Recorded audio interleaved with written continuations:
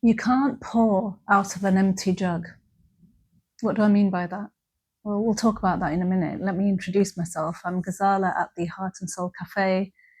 If you've been here before, thank you so much for coming back. And if you're here for the first time, you're very, very welcome. Something that we say, I say when I'm delivering mental health first aid training, and to my delegates, I do say, you can't pour out of an empty jug. And we can use the analogy of if you're on a flight and you're going through turbulence and those masks come down, what do? Do you start putting the masks on, your loved ones around you, your family, or do you put the mask on yourself first?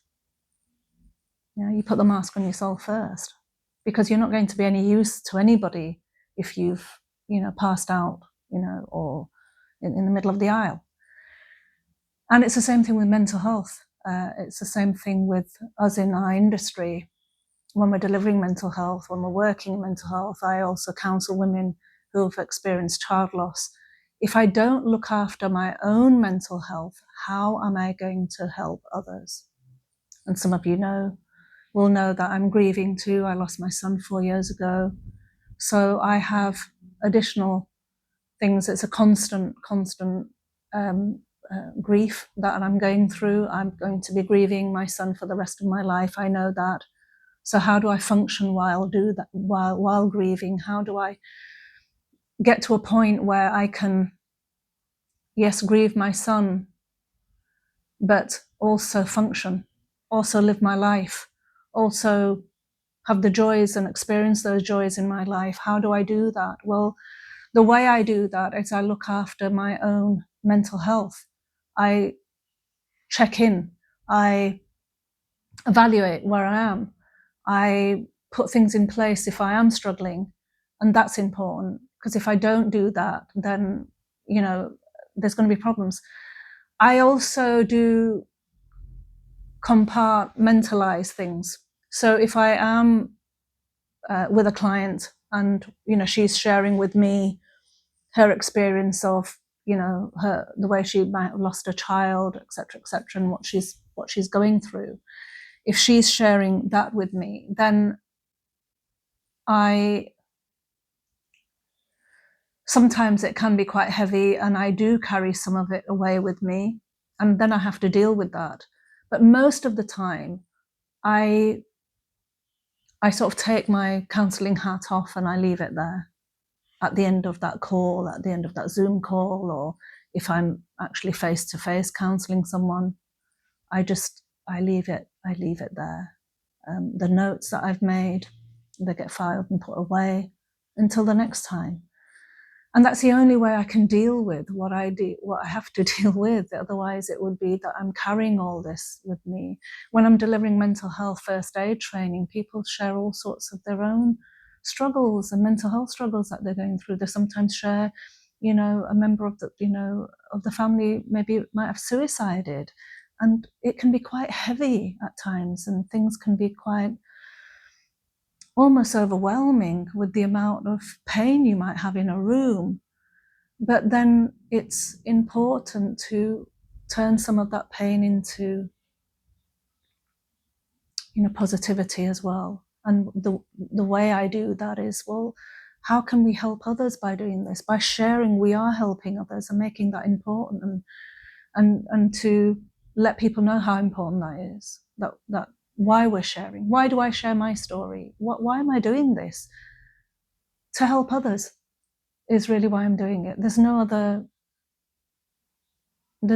secret agenda to it at all. It's, what can I do to help others in my son's name? How am I going to do that?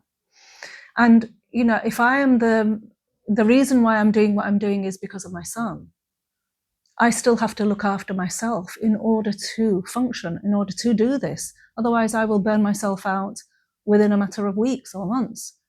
How can I do it? But I have been doing it for years. I have, since my son passed away. I had about a year where I wasn't actually doing any kind of paid work, and my mental health training is my paid work. But I did start doing my counselling and all that's for, that's all for charity.